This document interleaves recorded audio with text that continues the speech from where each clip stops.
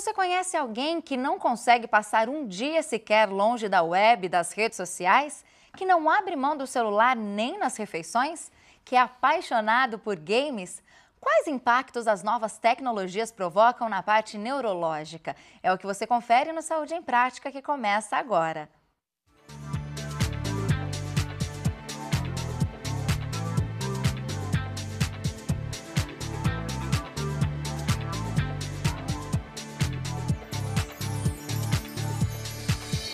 Para falar sobre os impactos das novas tecnologias na área neurológica, nosso convidado é Arthur Oscar Schelp, neurologista e professor da Faculdade de Medicina da Unesp de Botucatu. Doutor Arthur, obrigada pela sua presença mais uma vez aqui no Saúde em Prática. Eu agradeço a oportunidade e espero responder de maneira adequada as perguntas. Obrigada. Bom, para a gente começar aqui então o nosso bate-papo, Arthur, o mundo digital mudou algo no processamento do nosso cérebro? Na verdade, o nosso cérebro não muda, mas ele tem uma capacidade de adaptação muito grande a ambientes diferentes, ambientes novos, né? Quando a criança é bem pequena, ela tem a capacidade de fazer novas sinapses, a multiplicação celular é intensa, né? E, na verdade, nessa fase da vida, vamos dizer assim, até os 4, 5 anos de idade, muitas conexões são simplesmente abandonadas, porque não tem função e não vão ser nem mais usadas, né? Então, daí para frente, até a morte, até a vida adulta, o que vai acontecer é o que a gente chama de plasticidade, né? Ou neossinaptogênese, que acontece em alguns locais específicos do cérebro, né? E essa capacidade, né, essa plasticidade, é que permite ao cérebro se adaptar a uma demanda nova, a uma demanda diferente daquela que vinha ocorrendo nos últimos 30, 40 mil anos. Arthur, o fluxo de informações na internet ele é muito rápido, diferente até de outros meios, né, que a gente já estava mais acostumado. Essa velocidade pode levar a um estado permanente de desatenção, de dificuldade de concentração do usuário? O uso excessivo, né, de jogos, internet e outros meios de comunicação mais habituais hoje, leva a alguns prejuízos, né, mas não da atenção. Tá.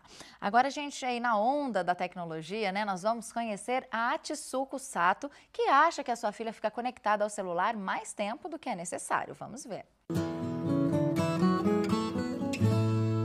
Olha, eu acho que a minha filha, realmente ela fica muito tempo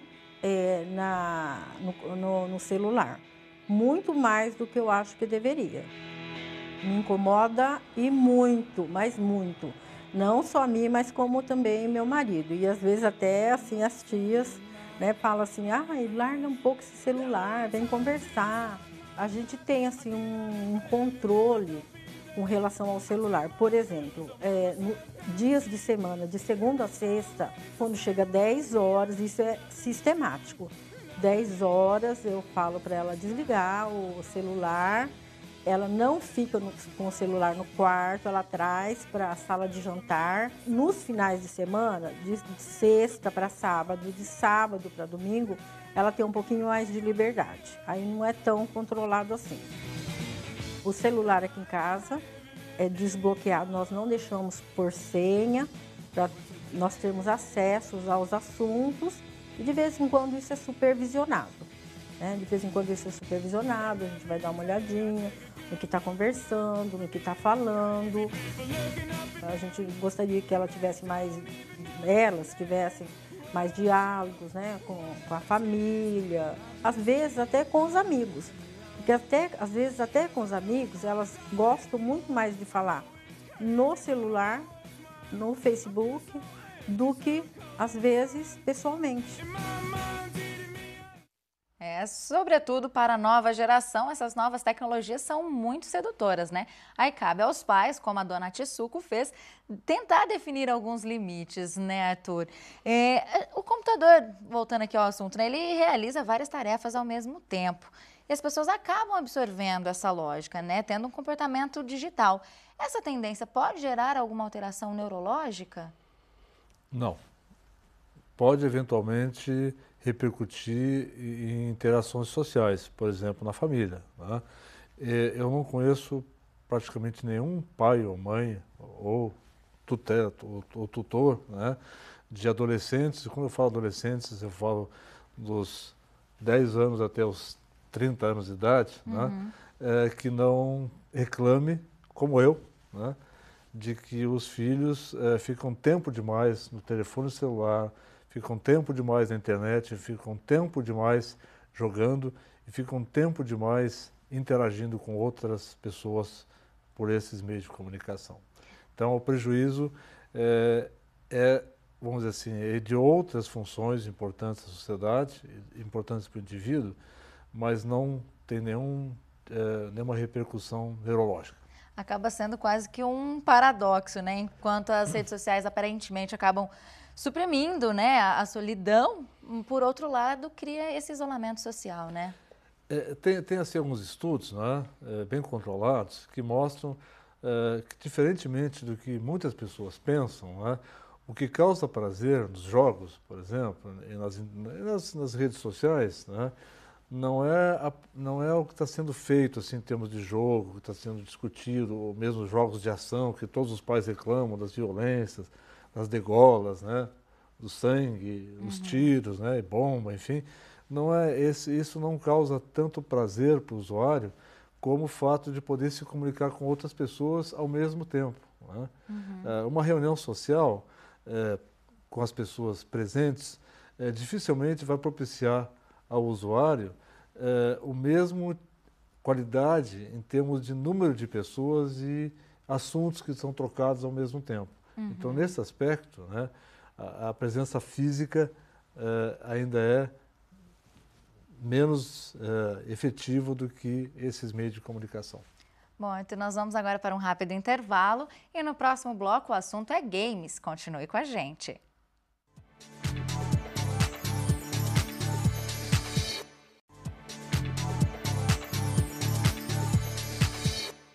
Estamos de volta com Saúde em Prática, hoje falando sobre os impactos das novas tecnologias na área neurológica. E aqui conosco, tirando as nossas dúvidas, está o neurologista e professor da Faculdade de Medicina da Unesp de Botucatu, Arthur Oscar Schelp. Arthur, continuando aqui o nosso assunto, os games, eles podem auxiliar o raciocínio? Os games, eles atuam em dois aspectos assim, de função neurológica, né? A percepção visoespacial e na atenção, né? E envolve vários tipos de atenção, né? Atenção espacial, atenção para objetos, né?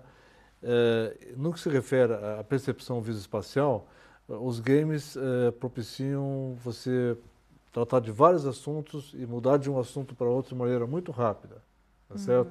E a sua atenção também ela ocorre tanto para o objeto, né, como você pode ter atenção para objetos que são mais marginais e menos marginais, ou menos fora do foco, né, de atenção, né, e ao mesmo tempo que você consegue trabalhar com atenção e tempo, tempos diferentes de apresentação.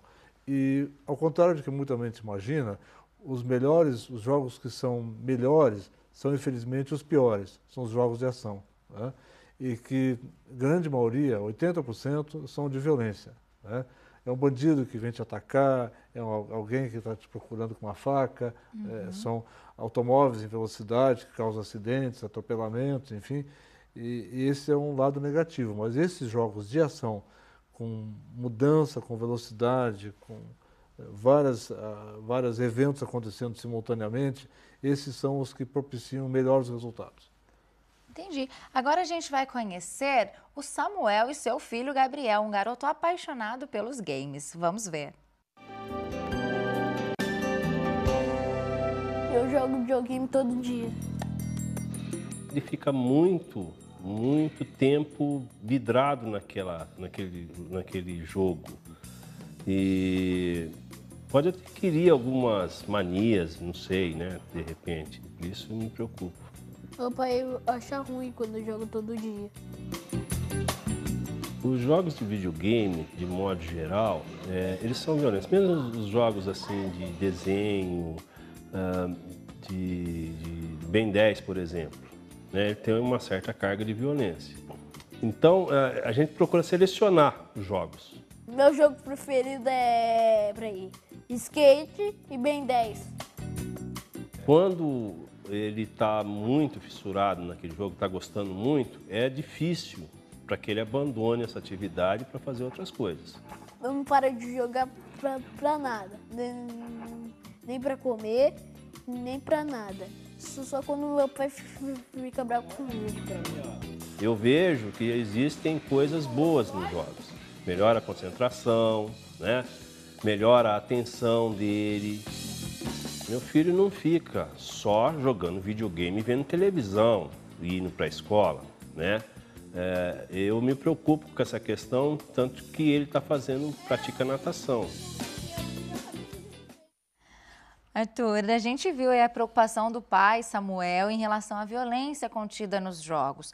Jogos violentos, eles podem impactar o cérebro a ponto de tornar a violência algo banal, por exemplo? Muito pouco provável. Como outros assim, hábitos ruins, por exemplo, assim, alcoolismo, né? O fato de se ingerir bebida alcoólica não torna um indivíduo um alcoolista, nem um indivíduo doente. Da mesma forma que o fato de você pôr uma criança frente a um jogo violento não vai torná-la violenta necessariamente, tá certo? O que pode causar problemas é a exposição a jogos violentos e haver outros fatores ambientais, familiares, que reforcem esse comportamento no caso, o videogame vai ser só um reforço a um comportamento inadequado, mas não causa dele e certamente não vai ser o iniciador. Tá? Interessante. Agora, já há jogos utilizados no tratamento de doenças também? Existem, Juliana, mas na verdade, assim, todos os jogos, os games, né, o que eles trazem de positivo, o que eles trazem de melhoria, né, são daquelas atividades, daquelas habilidades que fazem parte do jogo, tá certo? Então, nada mais do que aquilo. Então, o fato de você melhora a capacidade, por exemplo, de movimentar identificar um objeto no meio de outros, por exemplo, um objeto diferente e ao mesmo tempo atingir o objeto como se fosse um alvo, como se fosse uma pessoa, ou uma coisa a ser eliminada, uma coisa a ser destruída. Existem atualmente duas gerações. Uma geração que é a geração da hiperatenção, né? Você age com várias coisas ao mesmo tempo, você faz as coisas muito rápido, você muda de um assunto para outro muito rápido, tá certo? Você muda de posição no espaço, você aproxima os objetos, você afasta os objetos, tá certo? E é vamos dizer assim, uma atividade que são múltiplas demandas que ocorrem ao mesmo tempo de maneira rápida, né? E isso se reflete em toda a vida social, até na forma de dirigir automóvel no trânsito, forma de se comportar socialmente, tá certo? No cotidiano, para almoçar, para jogar, né? Para fazer atividades lúdicas, para fazer atividade escolar, né? Você faz pequenas atividades rápidas, né? E vai logo para outra e faz duas simultâneas. Faz a lição de casa vendo televisão, jogando videogame, escutando música, né? E uma outra geração é a geração que seria a nossa, vamos dizer assim, mais de 60 anos, mais de 50 anos, que é uma geração que foi ensinada, vamos dizer assim, estimulada a ler livros, né? A leitura de um livro, por exemplo, é uma coisa totalmente diferente. Ela demora mais, ela exige reflexão, ela exige voltar para um capítulo anterior, tentar lembrar de um capítulo anterior, às vezes até ler no final do livro e depois voltar para trás. É uma outra atividade, mas é uma que a gente chama de atenção profunda, ou deep reflection em inglês, né? E o que nós precisamos fazer hoje, isso até complementando as primeiras questões que você colocou, é criar um ambiente onde a pessoa possa conviver com essa hiperatenção e todos os benefícios que ela pode trazer e com as vantagens daquele sistema antigo de aprendizado, de lazer, que é um lazer mais demorado, mais contemplativo. Tá certo? E aí entra o papel da sociedade, né? O ambiente tem que propiciar você usar as duas formas de atenção ao mesmo tempo. Bom, a gente vai agora para um rápido intervalo e no próximo bloco a gente continua falando sobre a influência das novas tecnologias na parte neurológica. Tem também o quadro de olho no tratamento, que traz novidades sobre pesquisas neurológicas. É daqui a pouco.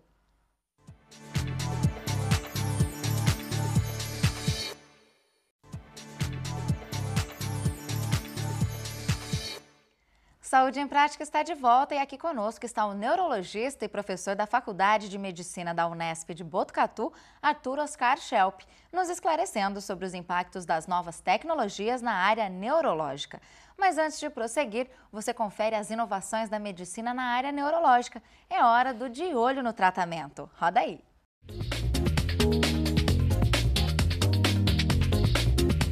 Olá, meu nome é Leonardo Medeiros, sou médico neurologista, realizei meu mestrado em transtorno de movimento na Unifesp e hoje estou realizando meu doutorado em doenças desminimizantes na Unesp em Botucatu. Hoje vamos conversar um pouquinho sobre os benefícios dos games, jogos, para a reabilitação e ajuda nas doenças neurológicas. A evolução do videogame, da tecnologia, trouxe também vários benefícios também na área tanto da cognição, tratamento de alguns problemas cognitivos, quanto também na reabilitação, principalmente pós alguns quadros neurológicos, então, por exemplo, um derrame. Os games ajudam o quê? Na concentração, ajuda bastante. Então, crianças com TDAH, que é a transtorno de déficit de atenção e hiperatividade, o videogame ele vai ajudar a se concentrar, desenvolve outras habilidades que antigamente não atuavam tanto, então, por exemplo, a habilidade motora na hora de brincar, tá? A rapidez no raciocínio, que precisa ter. Vários trabalhos em revistas importantíssimas no mundo demonstraram já o uso do Nintendo Wii para reabilitação no paciente com doença de Parkinson.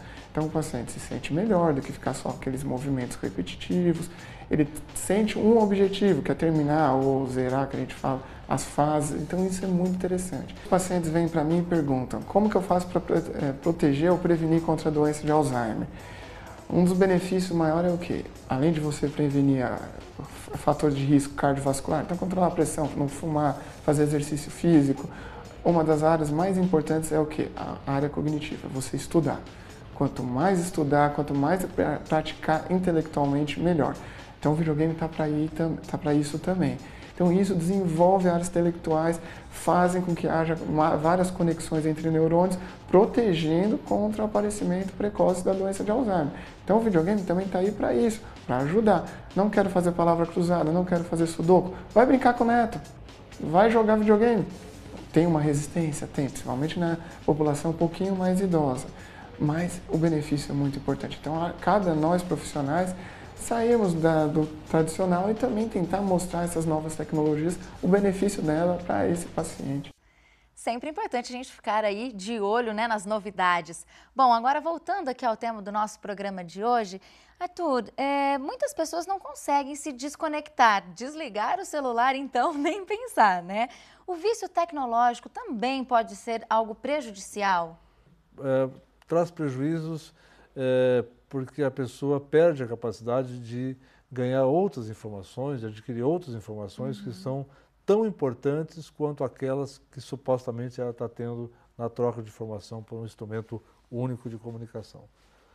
Então, é prejuízo, com certeza. Agora, com qual idade as crianças já podem ter acesso aos celulares, aos jogos no computador? Tem aí uma recomendação?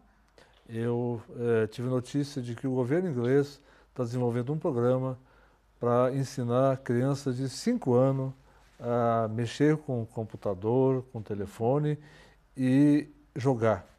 Os ingleses, né, nesse sentido, também preocupados, como todos os pais, né, com relação ao excesso da internet, excesso de videogames, não alimenta, não faz outras atividades, né, existem os pais que têm essa preocupação, claro, de outras atividades, fica horas, né, sentado em posição ruim, viciosa, na frente do computador ou com a cabeça encolhida para frente, falando no telefone, essas atividades têm que ser normatizadas, tem que se ensinar a criança de 5 anos que ela deve usar isso de maneira parcimoniosa, integrada com outras atividades na sociedade.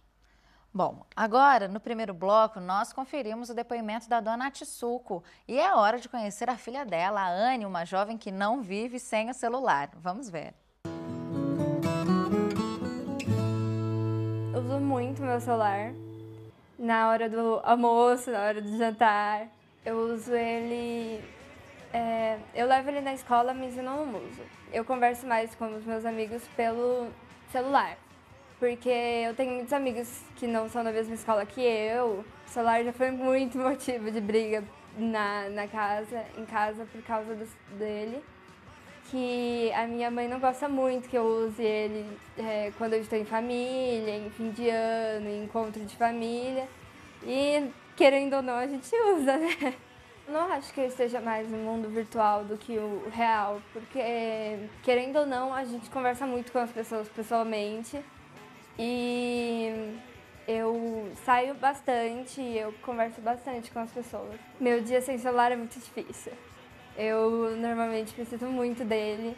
E é coisas básicas, tipo pesquisas no Google e tal. E se eu esqueço ele, eu volto para pegar. É bom. Viver sem tecnologia é praticamente impossível hoje em dia, né? Agora, com certeza, a maioria das pessoas, como a gente viu o exemplo aí da Anne, não querem saber disso. Agora, Arthur, como podemos fazer um uso saudável dessa tecnologia que pode ser, é claro, tão benéfica para a gente também? Os celulares atuais são muito mais do que um celular com os antigos que se usava só para falar com as pessoas. Com né? certeza, são computadores que a troca gente carrega, informações, né? você tem a presença física praticamente da pessoa. Né? A presença física, ela existe, ela é importante, mas você pode multiplicar isso várias vezes, né? Usando um celular desses mais modernos, de anos recentes até o futuro. Né? E isso amplia a tua capacidade de interação social. Né? O problema é que o dia vai continuar tendo 24 horas. Né? Hoje nós podemos fazer muito mais coisas em 24 horas do que fazíamos 30 anos atrás. Né? E podemos fazer mais e maior parte das vezes melhor, com o uso, com o auxílio da tecnologia. Isso envolve não só comunicação, mas também feitura de coisas. Hoje as impressoras constroem materiais, um carro, né? Você constrói um barco com uma impressora, né? Tridimensional. Né? E, então isso é inevitável. Agora, existe necessidade, né, de exercício físico, existe necessidade de ficar ao sol, né? E existe necessidade das pessoas terem momentos onde elas não estão conversando com ninguém, onde elas não estão se comunicando com ninguém e não estão recebendo informações, elas estão só refletindo sobre aquelas coisas que vivenciaram. Então isso é importante para o cérebro também. Né? Como nós comentamos no início do programa, o cérebro não vai mudar, mas ele vai mudar a forma como ele interage com o ambiente. Tá certo? O nosso cérebro vai se adaptar ao ambiente em que vive. Né? E essa adaptação ela ocorre desde o nascimento, os primeiros anos de vida são muito importantes, e adolescência, meia-idade e velhice. Arthur, mais uma vez, muito obrigada pela sua participação aqui em nosso programa. Foi um prazer recebê-lo, já estamos chegando ao fim mais uma vez, mas foi um prazer recebê-lo aqui novamente. Eu agradeço a oportunidade e eu espero que com o tempo eu aprenda a vencer o meu preconceito contra videogame, mas a sociedade precisa criar mecanismos para evitar os efeitos danosos desses jogos e de formas excessivas de comunicação. Sim, obrigada, viu? Bom, para vocês de casa que quer rever este programa, basta acessar o nosso site, é o www.tv.unesp.br/Saúde em Prática. Lá você encontra todos os programas já exibidos. E eu te encontro na semana que vem. Até o próximo programa. Tchau, tchau.